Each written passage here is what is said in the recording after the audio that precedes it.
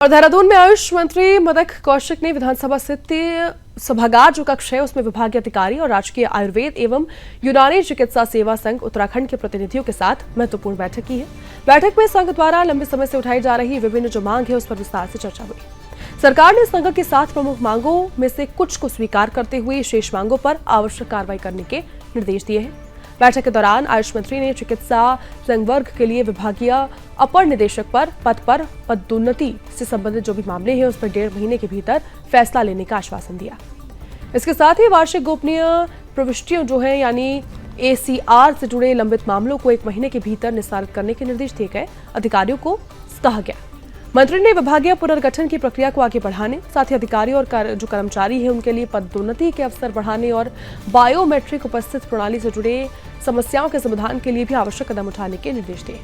सरकार के सकारात्मक रुख को संघ ने अपनी मांगों के समाधान की दिशा में महत्वपूर्ण पहल बताया।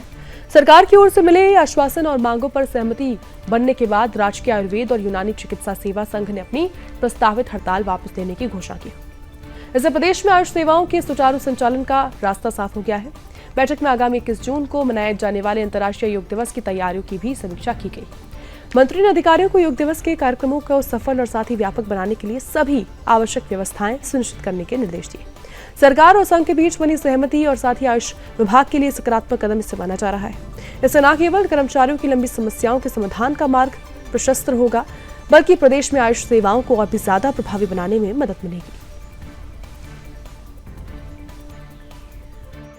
राज्य में जो राजकीय आयुर्वेद और यूनानी चिकित्सा सेवा संघ है, जो पिछले कुछ दिनों से विभिन्न चरणों में अपनी एक हड़ताल कर रहा था राज्य में कुछ अपनी मांगों को लेकर, आज उनके साथ विस्तृत रूप से हम लोगों ने चर्चा की है, जिसमें विभागीय सचिव, विभाग के डायरेक्टर और अन्य विभागीय अधिकारी रहे और संघ के प्रतिनिधि रहे। जो उनकी मांगे थी, प्रमुख रूप से 7 मांगे थी, 7 पर विस्तृत रूप से हमने चर्चा की है और उन पे पॉजिटिवली शासन का रुख रहा, सरकार का रुख रहा और सरकार ने उनकी अधिकतर मांगों को जो इस रूप में थी, लंबित थी, उनको माना है।